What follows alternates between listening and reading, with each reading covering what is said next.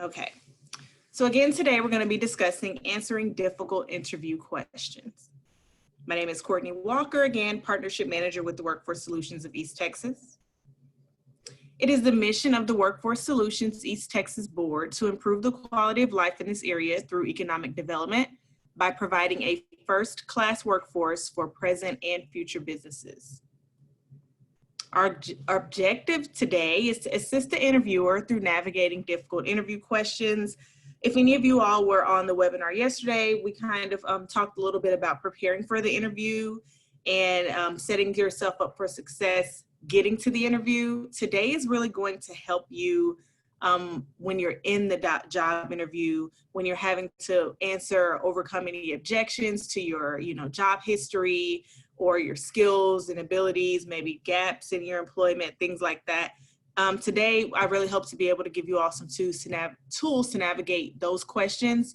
And like I mentioned yesterday, today, if you have any specific questions maybe that you've been asked before and that you can think of, you can put it in the chat. We can try and talk through that and answer that for you as well. All right, answering questions, best practices. So we want to use examples from your experience to articulate your strengths. And we want to do that by pulling from your work experience, from your education, your personal background, any achievements and accomplishments. And we do not want to put down previous employers. Again, if you were on the webinar yesterday, we spoke about how that could actually be to your detriment at a job interview. And you want to ask for clarification if you don't understand a question. Now, what this means is if you're asked a question in the job interview and maybe you're just not sure, it's always best to follow up and find out what the interviewer is really trying to ask you so that you don't answer it in the wrong way or that you don't give them too much information or not enough information. This is pretty much the most common interview question that you will have. Maybe on your phone interview or in your in-person interview, you may be asked it several times in several different interview phases for one job. But a lot of people get stuck on this question because they're not really sure what this means. When I was working in higher education and career services and teaching students this course, and I would do a mock interview with them, whenever I would ask this to my students as they're, doing their mock interview, they would say, well, my name is Courtney, I'm, 22, I have 3 brothers, and I like to ride horses, and I have to immediately kind of pull them back there. This is sometimes a hard question to understand, but when you're in a job interview and you're being asked, tell me about yourself, what the interviewer really wants to know, excuse me, is tell me about your history of work, professional experience, education, etc., that led you to be sitting in front of me today. And so while those other things that, as far as like your hobbies and your interests and all, clubs and stuff you're in or community organizations, whatever, while those may be important, when you're asked this question, you really want to stick to, hi, my name is Courtney Walker. I'm actually have been working, in the medical field now for 5 years. I was a medical assistant. I'm also worked as a CNA before. I went to school, and got my associate's degree in healthcare, so you really want to lead with your education, your work history, how you got here today, sitting in front of the interviewer. You want to express why you're interested in the position. And when you're having that conversation, like, I went to school here, I've worked, here, got certification in this course, worked in this before. I'm really interested in this company today because I'm looking for some growth in my career. You guys have an amazing opportunity for me to be able to gain more skills that, I haven't been able to get thus far. I like the type of clients or patients that you work with, your customer. You really want to express why you're sitting in front of this person today. Make sure that the opportunity ties to your passion. And if you haven't quite figured out why you're passionate about what you're doing, start thinking about that. Some of us sometimes feel like you have the good and the bad in your work or in your career, what you do.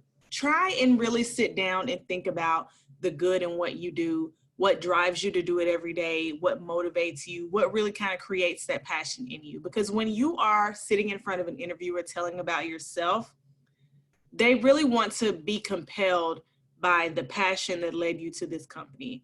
You just don't want to be another person that just showed up, hey, you guys are hiring, I need a job, let's go. You don't want to do that. You really want to tie in why you're passionate about what you're doing, why you're sitting in front of this person.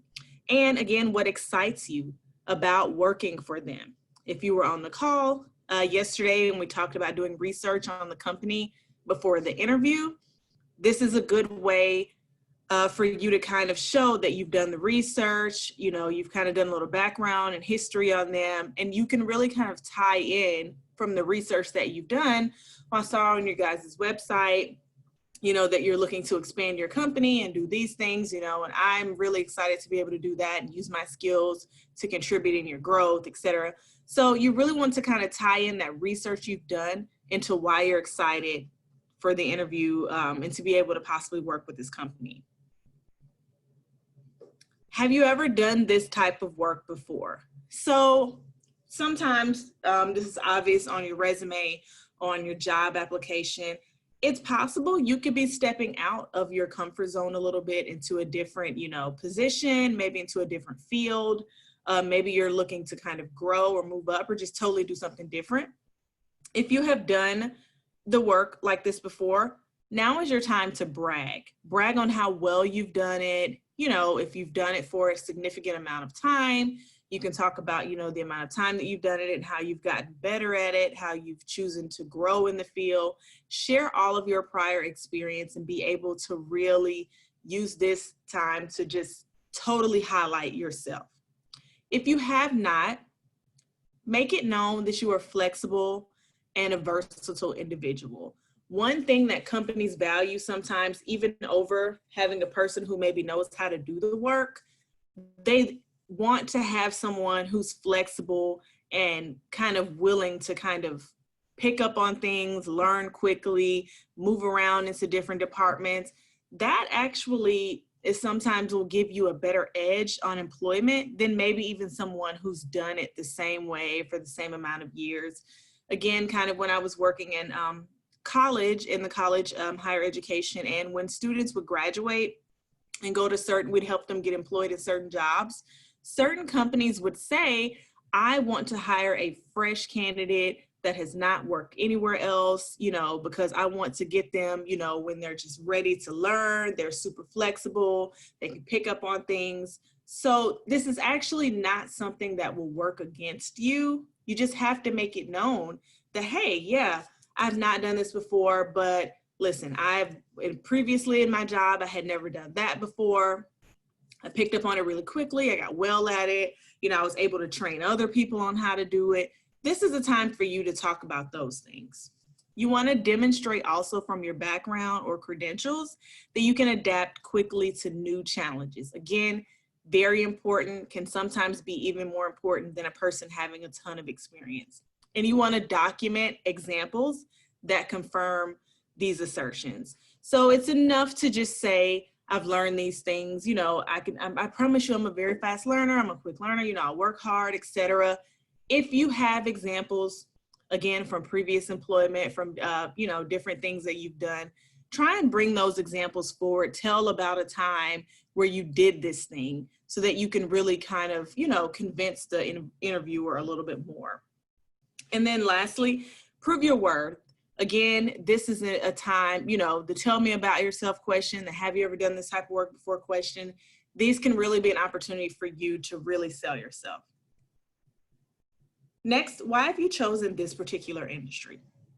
So you want to share your true interest in the job. Again, this kind of goes back to you figuring out why you're excited or motivated to do a certain job, what passion you have tied to a job. This is really the time to talk about that. If it's in the medical field or something, and you know, it's like, you know, I watched a family member be sick and I wanted to help them. And, you know, I knew one day I wanted to go and, you know, gain credentials to be a medical assistant or a nurse or move up in a certain field. Or if it's anything, you know, industrial or customer service, pull upon things that in your life piqued your interest in this. If you were growing up, if you, had a personal family experience that kind of shifted your career into a certain industry, now's the time to talk about that. It really kind of shows a little bit of personality about yourself and makes the interviewer kind of connect with you better. Yesterday in our webinar, we talked about building rapport with the interviewer. This is how you can really do that. You want to also demonstrate your knowledge of the field or industry. You want to convince them of your capability to perform successfully. Convince the interviewer how this type of work will provide you with the strong sense of purpose, motivation, and accomplishment. Again, tying this work back to your purpose. And also mention any specific functions of the role and the industry that you are passionate about. So if it's something in particular that you really like, maybe you'll be doing a bunch of different things at that job, but there's one thing about it that you really like. Talk about, I'm excited to be doing, all of these things, but I'm just super excited to be able to work with computers. I really want to learn how to do coding, how to do more coding. I'm really passionate about doing this. If you need to hone in on one thing, definitely do that. You never know what possible job opportunities could even come from you showing interest in that. Why do you want to leave your current job, or why did you leave your previous job? Again, probably outside of tell me about yourself, going to be one of the most asked questions. And what you really want to do is emphasize the fact that you decided on a career change or career growth because you realized that your previous job was not providing you with the benefits that you felt could make you successful. This is not a time to say, I hated my manager, the hours sucked, I didn't like my the employees, my colleagues that I worked with, or anything like that. Like we mentioned yesterday, you never want to down your previous employer. You want to mention that you want a position in which you can grow and demonstrate your potential talents. You want to provide specific examples of how these skills will be of particular benefit to the employer. And you really want to talk about how this employer can help you achieve those career growth goals that your previous employer maybe could not have helped you achieve. You want to do that by not saying, well, you all can do this for me and they couldn't, but you definitely want to say, your company, I noticed in your website that, you focus on this type of training for employees, or that you work with this type of specific customer. This is the kind of personal growth that I need in my career, and I think that I could benefit from. Successful candidates always support claims of talent or skills with specific examples from prior experiences. Again, if you say that you are really good at something, or that you're really passionate about something, or that you can overachieve or do something really well, always have an example to back it up. Just think about these things before you go to the interview. If you kind of have to jot down a couple notes to make sure that you can remember where to lead with these, always have an example. Sometimes you're going to an interview and they'll have those behavioral interview questions where they say, tell me about a time when you overcame a challenge, or tell me about a time when you had to work well with your team, or something like that. You can sometimes almost answer those questions in your head before you even get to the interview, just by doing this. Think about examples from prior experience and really kind of have those at the forefront of your memory, or like I said, jot down a couple notes to jog your memory when you're there. This is how you get ahead of that. Why are you interested in working for this particular organization? It is important to emphasize the fact that you are interested in working for this employer, and that not only have you done your homework, because we remember we should always be doing the research on the company, but you've researched the industry and its competitors. This is your calling. Point out specific reasons why this particular employer is superior to others that you would want to work with. Why should we hire you? You know what you should not say? Because I need a job, or because you guys are hiring and I'm looking. You should always say your credentials, your personal and professional qualification, your professional experience, your educational background. Emphasize your experience that you possibly may have over other candidates. And again, if you're new into the industry, emphasize that you're new into the industry. You don't have any bad habits from any previous employer, or, you know, not even necessarily bad habits, but that, you know, you may have any complacency in doing anything. You're eager to learn, you're fresh in the industry, you can pick up on a lot of things. Allow that to work for you, and tell them something great about you that is not on your resume. Like we discussed yesterday, sometimes for the sake of formatting or for spacing and things on the resume, you may not be able to fully brag on yourself and put everything on your resume. Take this opportunity to do that. What interests you the most about this particular job? Perfect opportunity to present to the interviewer what it is that you view most interesting about this position. Downplay the importance of salary or fringe benefits unless you're interviewing for a commission-based position or something, and you want to show that you're motivated by an accomplishment. And what that means is, if this is like maybe a sales kind of job where the more you sell a certain thing, the higher your commission will be, or things like that. There are instances when that is appropriate, but for the most part, if it's a job that's, hourly, salary based, things like that, you don't want to say anything regarding, well, the more money I make, the happier I am to come to work, or anything like that. You definitely don't want to say that.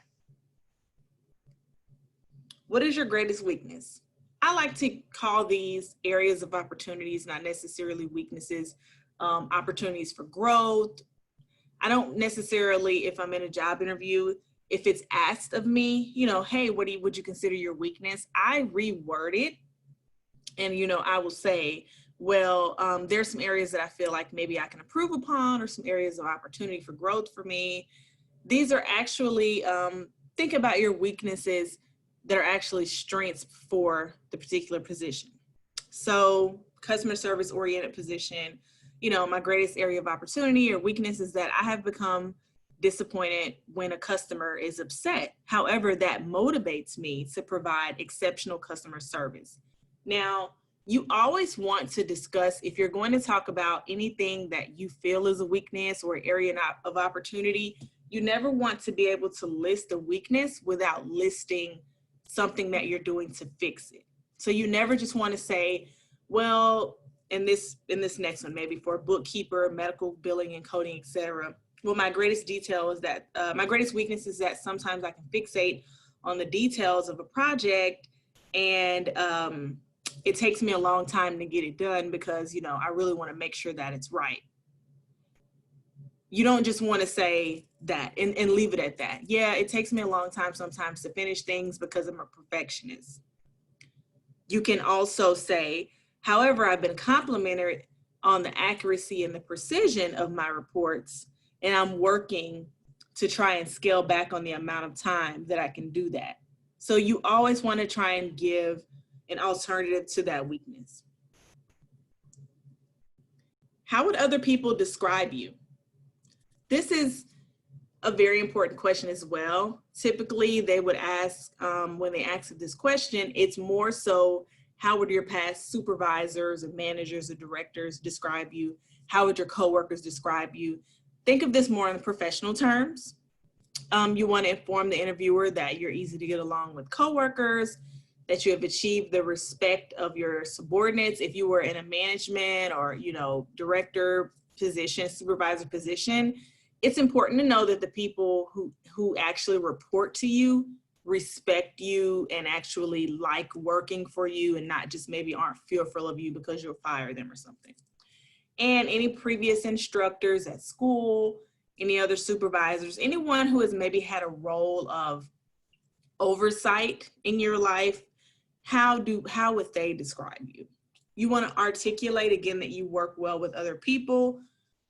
With most jobs, you're going to be working with other people. It's important to know that you can come in onto a team and that you can kind of create a cohesive bond with the other members of your team, and that, you're not going to come in and kind of be someone to stir too many things up or that people can't get along with. You want to create a picture of positive self-esteem and an active social participant so that the employer senses that outside the confines of the job, your coworkers will respect you. Basically, if you, again, are presenting yourself as someone who is positive, confident, you know, you have a really optimistic personality, you're kind of bubbly, these are things that kind of would make the employer feel like, okay, this person isn't going to come in, they're going to have a bad attitude, or they're going to, you know, kind of be quiet and reserved and off to themselves, and, you know, people don't want to talk to them. You don't want to come across that way or answer any questions in that way, like, oh, I don't like to deal with people. You know, I just like to stick by myself. You know, I would much rather work alone. I don't like working on teams. That's actually something that can work against you, because again, employers want to know that you can work well with other people. What particular aspect of this job do you think will interest you the least, or that you'll have a problem with? Again, use this as an opportunity to sell yourself. Tell the interviewer that you recognize that some aspects are more exciting than others, but that you aren't afraid to do a certain type of work. I think with all jobs, we know there's going to be the best parts you like about your job and the parts that you don't necessarily like doing, that you just absolutely maybe, you know, make the job unlikable for you. Whatever those things may be, they're important for the scope of the job, even though you may not like to do them. And so it is important, again, to kind of list and say, you know, I really like doing these other things that are listed. These other things, while they may not be my favorite things to do, or while they may not excite me as the other things do, I understand how important they are to the company, and they will absolutely be, you know, a part of my my duties as well. And stress that the positives totally outweigh the negatives. The way that you can really do this, again, going back, is by finding what you're passionate about or what you really like about the industry that you're working in. That way you can have the positive things that outweigh some of the negative things that all of us don't necessarily mind doing, you know, on our jobs. We all have something on our job that may not be our most, you know, attractive part of our job, the most fun part of our job. Why have you changed jobs so frequently? If you're a person who, you know, maybe moves a lot, if you're a person who kind of maybe worked the job for a little while, you know, 3-6 months, and maybe something better came along, maybe you've had to quit several jobs, you know, in a short amount of time for personal, family reasons, whatever. It's really hard sometimes to feel like people are really going to want to work with you if they see that on your resume. I don't want you to feel discouraged in that at all, because again, there are ways to kind of navigate through those questions. If your resume indicates that you're a job hopper, it's important that you tailor your resume to exclude unrelated positions that would help you appear more stable. So if you've, you know, worked at a grocery store, then worked at a restaurant, then worked at the movie theater, then, you know, worked at a hospital, or depending on the job that you're going for, all the jobs you've done before may not necessarily be important to be on your resume at that time. So it's possible in some instances you take away the jobs that aren't related to the job you're going for. That way it doesn't appear that you're a job hopper. One of the major reasons why applicants are rejected is because interviewers fear that the person is unfocused, you know, or maybe like, oh, this person is going to leave us if another company offers them $1 more or extra day off or things like that. So again, you want to share why you are passionate. If there was maybe a personal or family reason or something that maybe had you move around a lot, it's okay to maybe share some of the details of that, while also giving a follow-up by saying, however, that is no longer an issue. I'm stable now. I'm ready to, you know, be dedicated to one job and create some longevity. So it's okay sometimes if you truly have had some things that happen in your life that have caused you to have to change jobs frequently. You don't have to go into all of the details with, you know, your employer, but it's okay to create a little bit of a, you know, personability in that aspect and say, I understand I've done that before. you know, however, I'm ready to plant my feet and really be grounded in something right now. The interviewer will appreciate your honesty in that, because they're already thinking it. They're already thinking, you know, why would I want to give this person this job? You know, and they're moving around a lot, but you've gotten the interview. You've overcome the biggest hurdle of that. Now you just have to reassure them that you're going to stay focused. Why have you been out of work for so long? It's possible maybe you lost a job and it took you a very long time to find a new one. If you have, for any reason, you know, maybe you've been on a maternity leave for a while, maybe you've, you know, again, had some issues where maybe you had an ill family member or something, and maybe you needed to take off of work and care for them for an extended amount of time. There's always something, you know, no one just really wants to say, oh, well, I just didn't feel like working or anything like that. You don't want to take the offensive. You want to take the offensive and address this concern before it becomes a negative issue. If you were out of work because you were in school and you wanted to focus on school, and you were able to not be able to work so you could truly excel in your school studies, that's a great reason, and no one's going to hold that against you. If you were raising a family, again, a great reason, no one should hold that against you. Or you took the time to change your career path completely, and maybe you were going through a training course, apprenticeship program. These are all acceptable answers. If you have no acceptable answer, you know, maybe you just really had been out of work for a while and you couldn't find another job. This is an example. Well, quite frankly, I've really used this time period to sit down and re-examine my personal goals and my lifelong objectives. I've reached a conclusion that this particular job function and your company fit my goals and fit my objections. And that is why I'm interested, you know, in being here today. And then list those reasons that you found that this company is a good way for you to step back into the workforce for whatever reason that you've been out of it. Again, don't be defensive in answering questions like this. The employer just really is trying to get a good feel for if you're someone who's going to stay, you know, with them for the long haul. All right. Questions to ask the interviewer. Yesterday, again, if you were in that webinar, we talked about how you should never leave the interview without asking questions. It is extremely important. When you don't ask questions in the interview, it can definitely appear that you are not that interested or that you're unprepared. And so you can avoid that very easily. Ask the interviewer, how did you start with this company? Find out a little bit about them and their growth within the company as well. Tell me about, you know, your background. People love to brag on themselves and talk about themselves. Allow that time for the person to really kind of, you know, again, create some rapport with you. What separates your top performers from your average employees? This is a great way to find out, what do you need to do to come in and be a top performer? Every single person that's in a supervisor or management position can tell you these are the things that you can do as an employee that are going to make you stand out. And these are the things that you're going to do as an employee where you're just going to come in every day and clock in and get a check. And, you know, you may not get a raise, you may not get a promotion, but you may not get fired.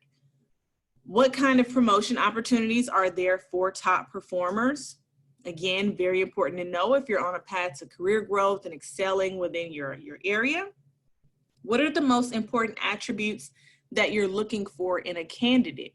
By asking this question, you're able to answer them when they let you know, well, I want someone who's punctual, who's driven, you know, who's very innovative, who's ambitious, etc. These are ways for you to follow up and answer their questions and let them know everything that you have to give back to them that they need. How did this position become available?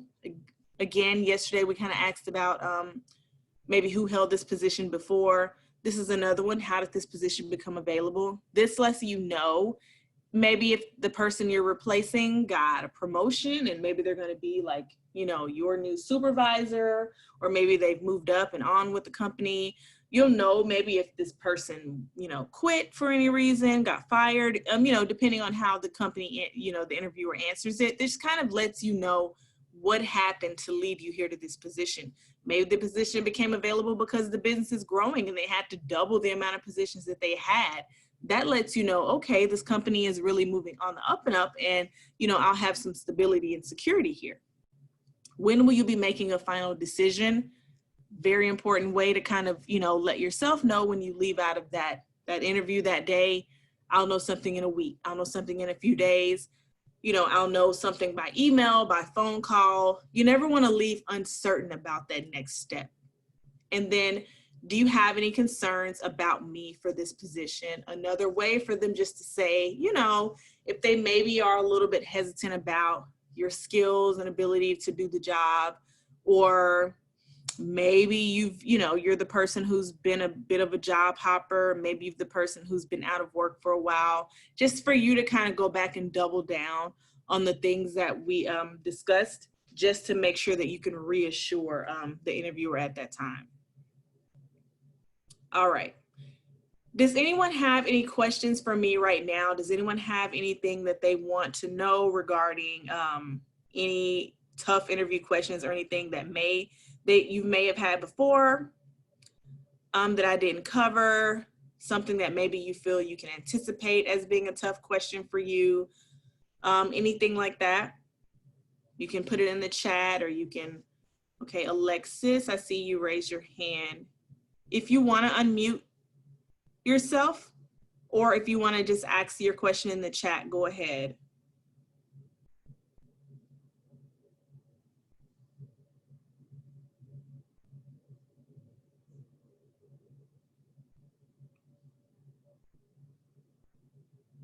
Hey, Alexis, I see you typing now. And does anyone else have anything that you want to ask regarding this field? Great information. Thank you, Veronica. I'll keep going a little bit just to give some more contact information for you all while we're working through this. Alexis said, is it generally best to contact someone over email? So Alexis, when you're doing a follow-up after your interview is over with, yes, it's probably a best practice to follow up with them and thank them, contact them via email.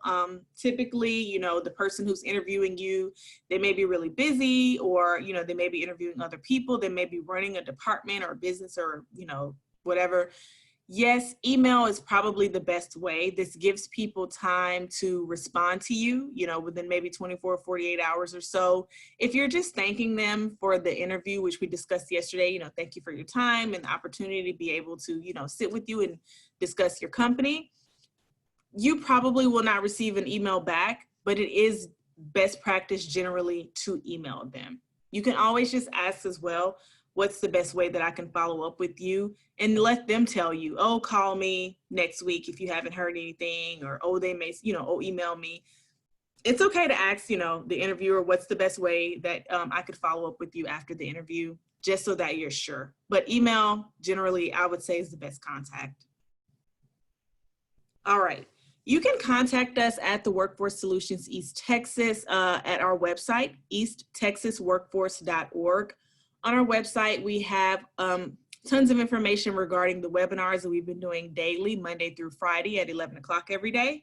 There's also information about programs that you possibly could enroll in if you're in need of job search assistance, if you're possibly, if you qualified to be able to take advantage of some funding that you could go back to school or receive additional training. You could meet with a caseworker, career advisor, and discuss those things, and they can help and see if you were qualified for those. You can also call us at 1-844-ET-WORKS. That's 844-389-6757. You can email us at callcentermailbox@easttexasworkforce.org. If you need to take advantage of any of additional resources that we have, again, go to our website.